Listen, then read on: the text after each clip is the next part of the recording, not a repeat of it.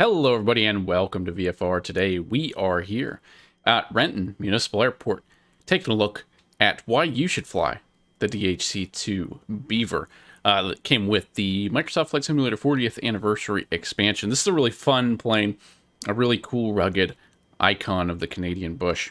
Today, we're going to be looking at it in seaplane variety, but you also get a wheeled version.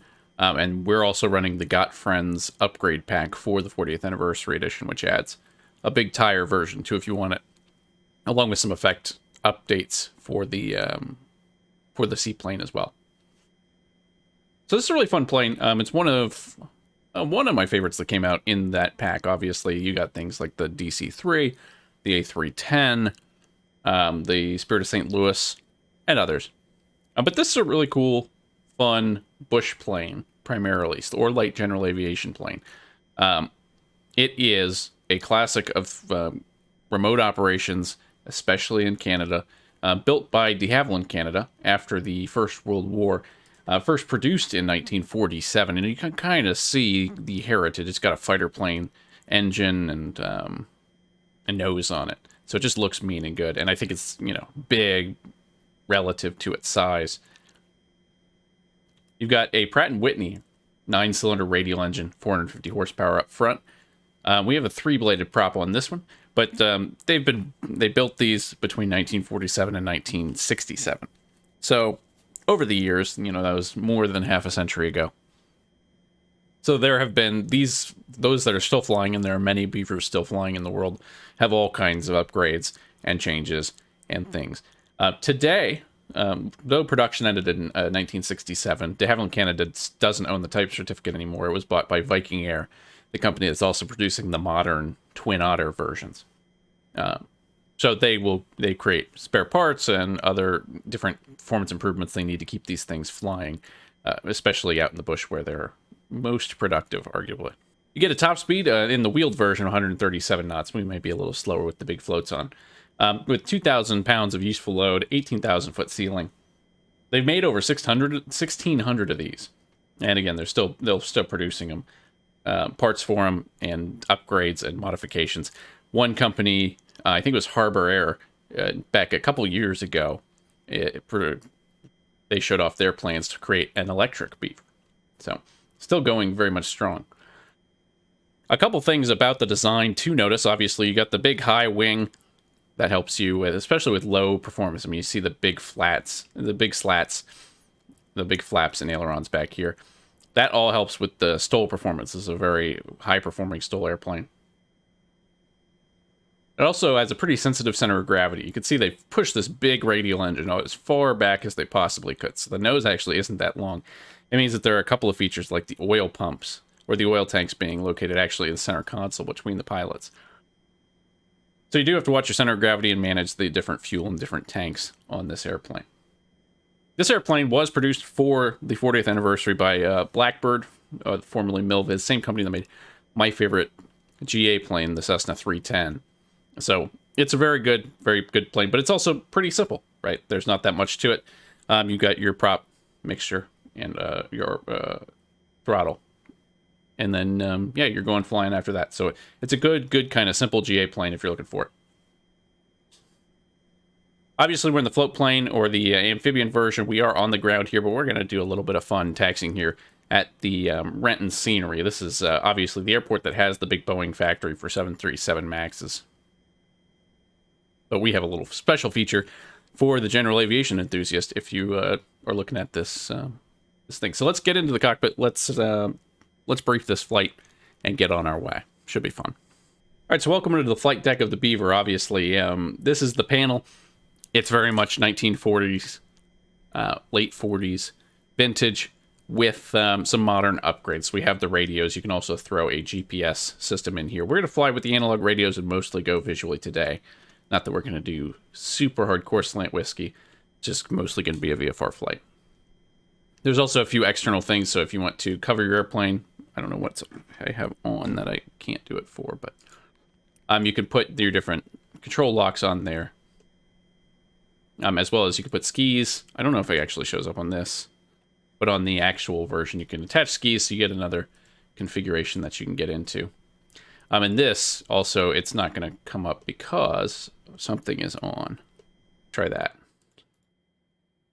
There you go. So you can also put the cover on if you so desire. So cool. You get a couple of those accoutrements on the Blackbird tablet that they come with the airplane. Ooh. Obviously, you can mess with the doors here, or you can use the click spots on the doors. The door flips open, much like the Kodiak. And then if you can't reach it, you can toggle back here. And then we can also open up the back door, too. If you look back in the cabin, you can get a cargo or a passenger version. We have the passenger version in here now. But if you go down to cargo, it just basically clears it out, and you can put whatever you want in there. But we're going to fly passenger today. We're going to fly pretty light. And you can hide it by clicking there. If you want it back, you click in the area. So moving back along the panel here, obviously you got your 6-pack up here. You have a couple different configurations. You can get an ADF, or you can get do 2 dual VR HSI instruments that you can use here. The yoke you can hide by closing here, but it's one of those swiveling yokes that goes to either side. A lot of your lights, pitot heat, all those switches are down here in front of you, as well as the engine start and fuel tank selector. We have a center tank, a rear tank, and a front tank. Master's battery switches down here. You've got a transponder and autopilot. Transponder is in the stack, autopilot over here. And then down here you got your water pump, which we'll use to start it up, as well as cabin air and fuel shutoffs. And of course, being part of the 40th anniversary, this is also available on Xbox, so Xbox users can have fun with this airplane too, and it's definitely, I think, well worth it. It does come with a pretty detailed checklist as well, so if you are interested in some of the other procedures, it does come with that, which is helpful. It's a good source for it, or you can find a PDF too. So for our weight and balance, we're going to load up with 2 passengers and full fuel for this flight. It should take us just about an hour, 47 minutes at 110 knots. So we should be able to do a little bit better than that. So weather today is pretty nice. Calm wind to, I think, 2 knots. High clouds. We're on a preset because it was awfully cloudy and foggy when I was trying to record this in real life. But we're going to be doing a pretty pure VFR flight, so we're going to cheat a little bit on that. Now, as far as the flight plan goes, here's I have it punched into SkyVector. We are down here at Renton Municipal Airport. We are technically a towered airport. We're not on any ATC at the moment, but we will treat it as untowered. But respecting all the airspaces, we do have a cone of airspace right around here, which is 20,000 feet or 2,000 feet to 10,000 feet here.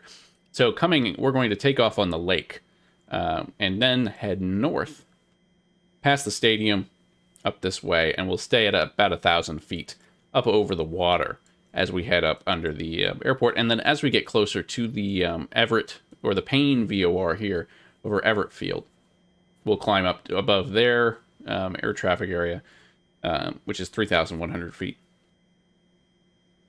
And below 6,000 feet. So we'll end up around 3,500 feet. Make that left turn and then fly out over the water towards Friday Harbor, which is going to be up here. Now, this is going to be interesting. We're going to track this radial outbound 272 for 30 miles or so.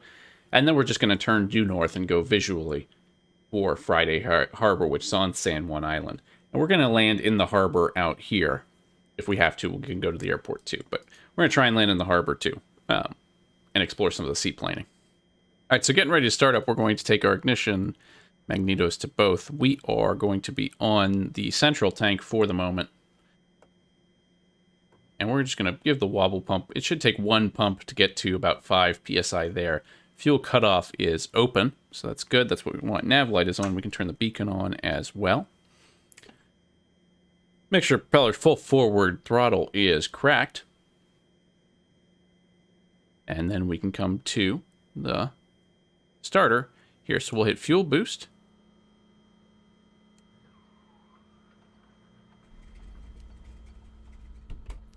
And let the engine roar to life. Looks like they closed our door for us, so that's good. Avionics come on. And we'll just let the engine warm up a little bit.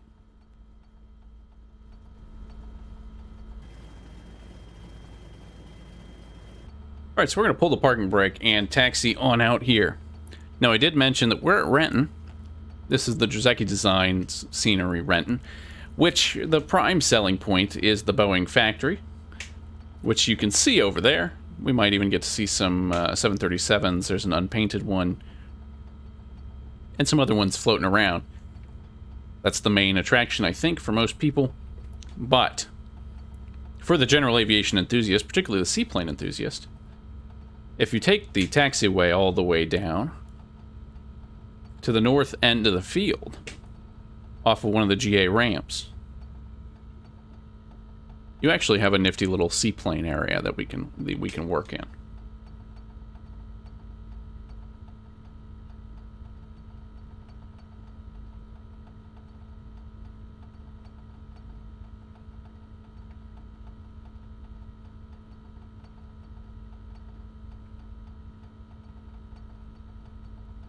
So if we want to get onto Lake Washington, we can come right here. And you've got a little seaplane ramp. So we're just going to go into the water, because the point of this is a seaplane trip. Just keep it in. Slowly coming in, and we're in the water. We can bring the gear up. And I will say that sometimes seaplane handling isn't the most fun thing to mess with, like with the Twin Otter in particular. But for this airplane, it's actually pretty good. It feels pretty good. And it's the best handling seaplane that I think I've flown in the sim. Now, I haven't flown the Kodiak amphibian update, but it's certainly up there with them. All right, so we're getting ready to go now. We're going to, basically, we're in Lake Washington, which is kind of a U around that that bit of land out there. So this way, we should have plenty of room if we point ourselves that way. Not a ton of wind to speak of. And we are pointing heading 30, wind is 270 at like 3 knots. So this should be good. Let's give it a try. We're going to go full throttle forward. Slowly bringing it up. I'm going to put it at the red line.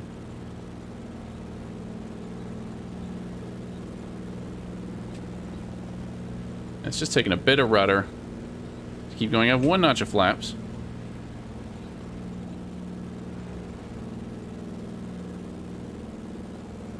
And we're away.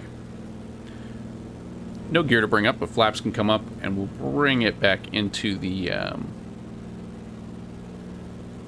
we'll bring it back to about 30 inches of manifold pressure there. And also bring the RPMs back into the green.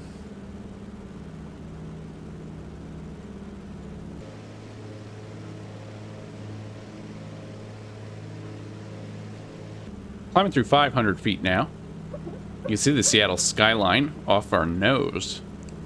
And again, we're going to hang out below 1,000 feet here as we fly up the lake. We're just going to basically fly up the lake, and I'm going to tune in the Everett or the Payne VOR.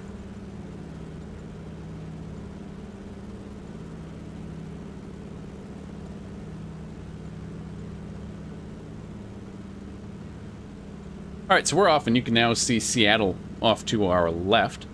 There will be a Space Needle coming up here soon as well. We're going to hang out again below 1,000 feet here, so 800 to 1,000 feet, as we fly up and around this island here. We're going to keep flying up Lake Washington, basically, all the way until we hit land on the other side. We're basically tracking the 339 radial inbound towards the Payne VOR is going to be the goal. But that's a rough guide. The visual guide is following the river, or following the lake to the north. But some really cool scenery out here. It's some complex airspace, I'd say. But there's more than big jets that you can do in the Seattle area. And Renton picked it up on sale for Black Friday stuff. And I think it's a cool general aviation base. More even than big jet traffic.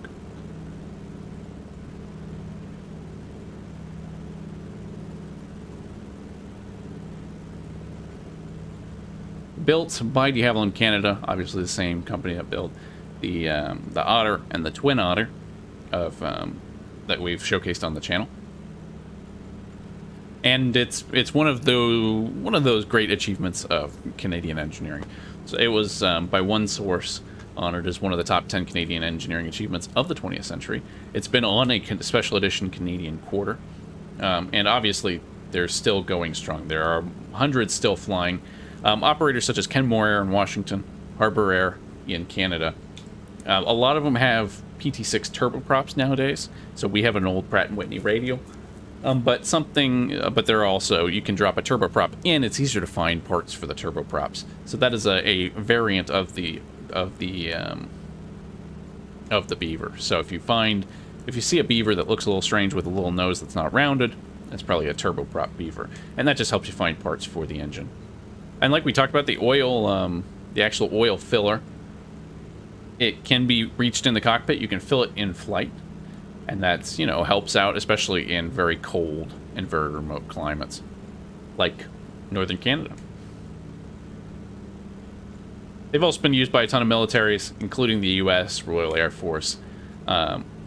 It's just a very utilitarian plane. As you can tell, you've got 3 levers. They're not messing around with too much.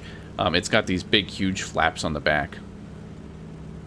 So you can land in really remote areas. And it's just, all in all, a very, very useful, simple, rugged airplane. So it's really cool from that perspective, from an aviation history perspective, especially when you're talking about bush aviation and seaplane aviation in northern parts of the world.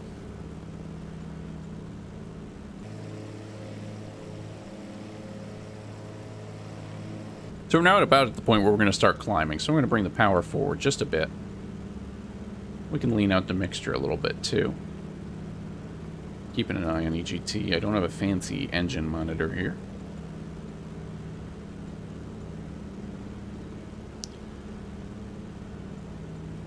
We're going to start a climb to about 3,500 feet as we cross the tip of Lake Washington here in the north.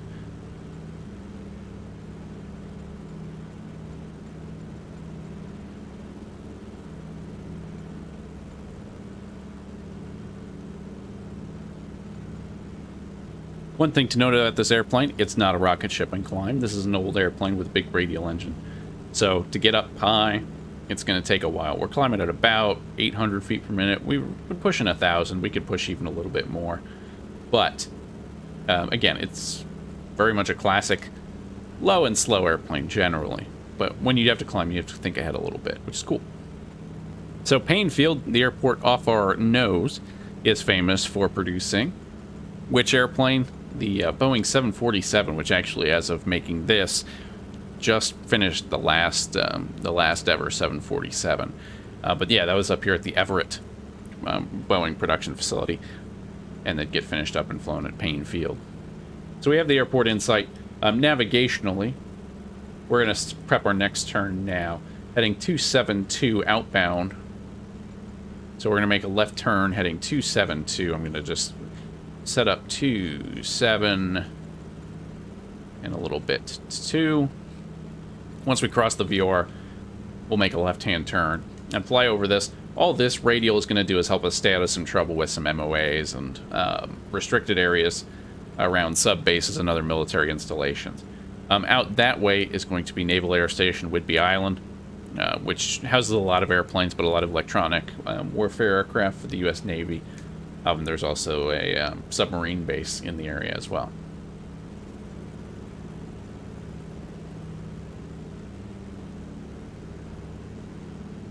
So we've made our left-hand turn. We're now going to track that radial outbound. Again, roughly, we'll fly heading 270. Our next point of interest, we're going to be overflying the Diamond Point Airfield to Whiskey Alpha 1. That is going to be the point at which we're going to turn to the right. It is on the coast, just past Port Townsend. So once we get to that point, we'll make a right-hand turn due north, and basically aim VFR for San Juan Island. Now, at that point, you'd also need to make sure that weather was still good at Friday Harbor, especially before making the jump across the water that we're going to do.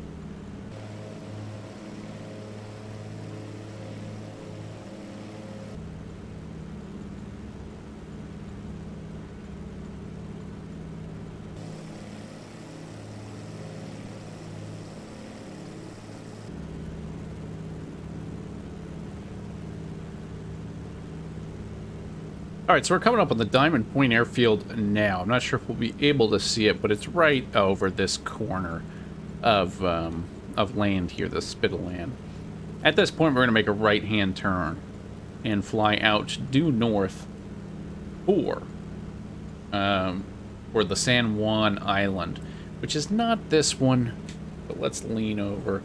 It should be that over there. So we're going to make this crossing, and we're going to hang out around 3,500 feet if we can. I'm a little high, but that's what I get for filming. Now, what do you need to know about the Beaver? First, if you're on PC, I think they got Friends 40th Anniversary Expansion Pack is obviously a must-add. It adds a lot of cool things. It adds some updates to effects. It adds a couple variants, especially for larger bush-style wheels like we have with the other Cessnas and other airplanes and the Pipers in the other Asobo airplanes. That adds a lot. It's free. If you're on PC, no reason not to check it out. Now, second, this is a STOL plane, so obviously, big flaps. It's going to be pretty controllable. It's not super picky on approach. Generally, the airspeed's going to be, your gauge is in miles per hour. So we're going to be talking in miles per hour. But your range really, most people recommend 70 miles per hour on downwind and for kind of a normal approach. You can go a little lower if you're really going for STOL. So if you're going for a regular landing, you're not really trying to land in the shortest possible time, you can use landing flaps. You also have full flaps available to you if you need them. So that all helps, and there's a lot that you can work out there to get into the most rugged places and really maximize the STOL capabilities of this airplane. So that's a fun challenge in and of itself, but it does take a little bit of flying as slow as you dare. But generally, this airplane is very forgiving. It's pretty easy to control in flight. It's very stable. I haven't had to be gripping the... I've hand flown this whole flight, and we're not... I mean, we're a little high, but we're not veering all over the place. And that's partly due to the design. It's, widely reported as a very favorable, forgiving airplane to fly. So the official heading we're going to shoot for is about 330. And then we're going to be looking for Friday Harbor Airport. Now, why Friday Harbor? It's one of the handcrafted airports in Sim. It was one of the starting locations for FSX, I believe. So it's got some flight sim history into it. Is the big reason. But it's a cool place, and it's not too far of a trip from Renton. We also get pretty close to places like Victoria Harbor and start knocking on the door. If we kept going this direction, we would hit Vancouver in maybe another half hour past Friday Harbor.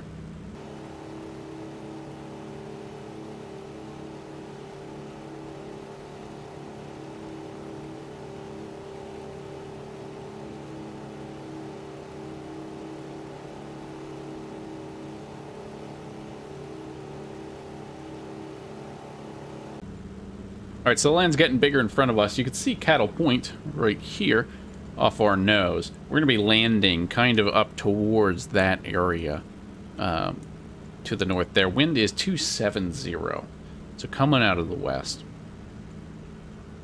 So we should really be landing towards the land. So we'll probably slide out to the right on the bay and then make a left-hand turn to come in towards Friday Harbor, and then we'll water taxi the rest of the way in. But we're going to start our descent now, and we'll come down to about 1,000 feet and assess where we want to be.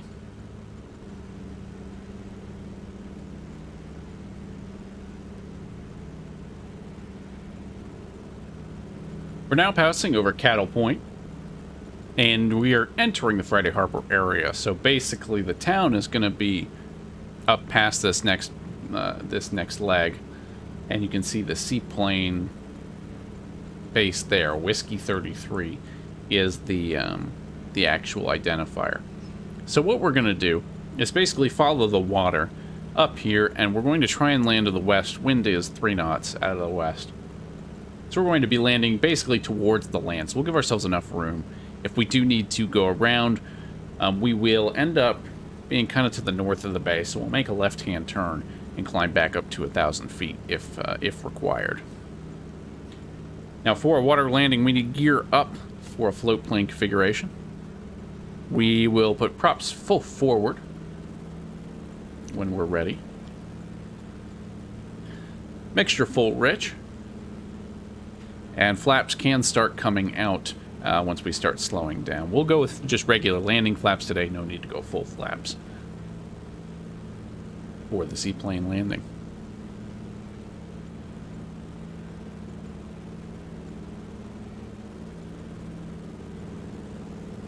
You look out to the left, you can see Friday Harbor Airport coming in right about here.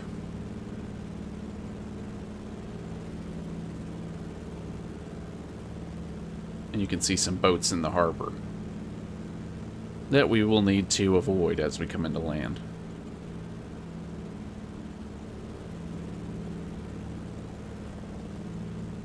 Now, wind is calm, which can make discerning the water a little bit tough, especially in Microsoft Flight Simulator.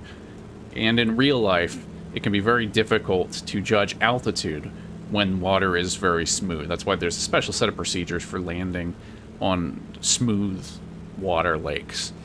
Basically, you have to pick a visual reference out the window. That's going to be your last stable point. But there's a little bit of wind, so we should be okay in that respect. But we are going to kind of try to aim to land in this kind of open area and then water taxi towards the town over there. So we'll start descending gently and start bringing speed back.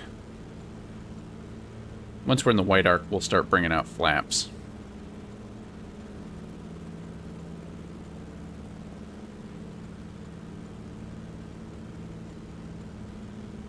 That's about 110 miles an hour. And I just want to kind of hug this area and give ourselves plenty of room to mess with things. One thing that you may need to change is some of the default view bindings and positions are not great. So like if I try to look right, it just looks up that way, which is not, it's a good view, but it's not exactly what I expect in that situation.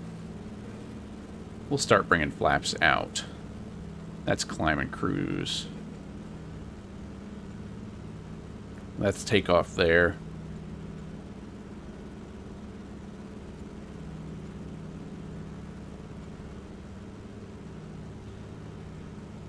Coming around on about 400 feet now, so we'll judge the approach here in a minute. So let's hold at 400 feet for the moment. Bring some power back in. And we'll just try to hold around between 90 and 100 miles an hour. And hold altitude for the moment.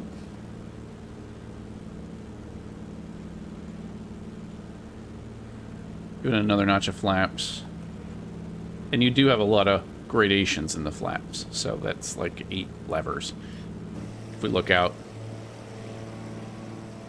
big flaps starting to come down. And the whole wing basically has some kind of actuation. It's pretty cool. It makes it a very handy airplane.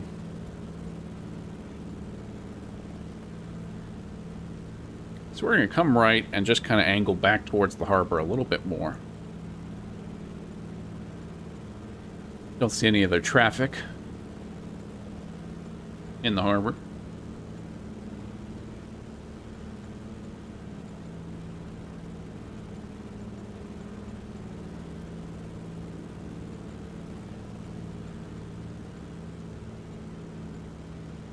So we'll bringing power back. We'll bring power back to about 15 inches of manifold pressure. And just aim for about 70 knots on the approach.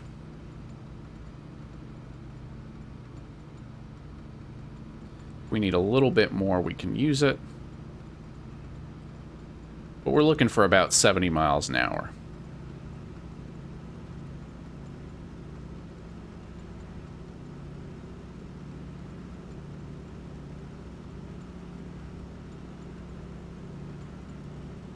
And we're still just a little far out, so I'm just kind of holding us off the water for the moment.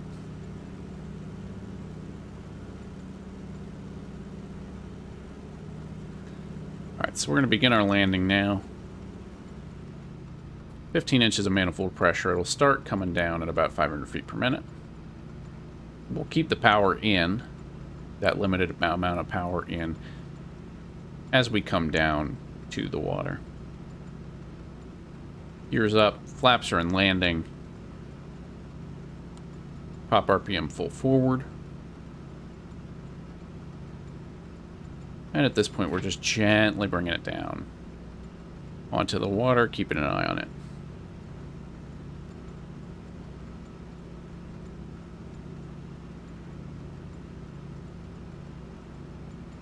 And again, very nicely holding 70 knots here.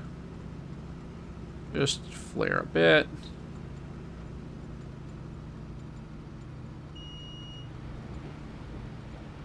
There it is. We're on the water. We'll just turn towards the town and tie up over there.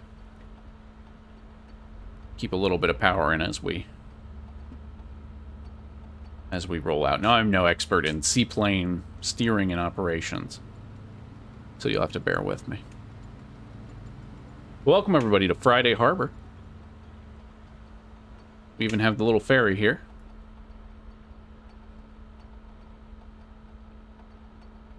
I don't know where the official seaplane base is. I think it's somewhere around here. But there is an actual seaplane launching position in Sim that you can use. We'll go ahead and bring flaps up. We're just going to sail up to this building here and attempt to weigh anchor.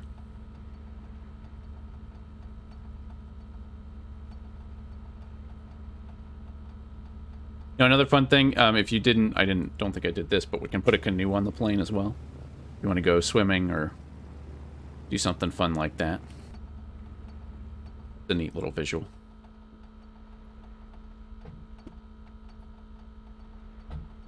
We're going to treat this as a dock over here by the ferry.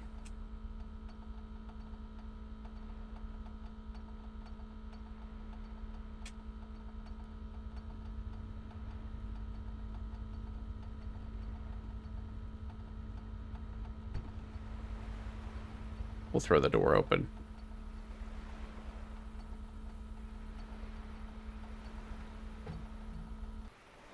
So welcome to Friday Harbor on San Juan Island. The ferry just beat us, but not by too much. But that's a good fun flight, and 47 minutes in and out, and the Beaver is just perfect for it. And again, it's the best feeling a seaplane that I think I've experienced in Sim, which is cool.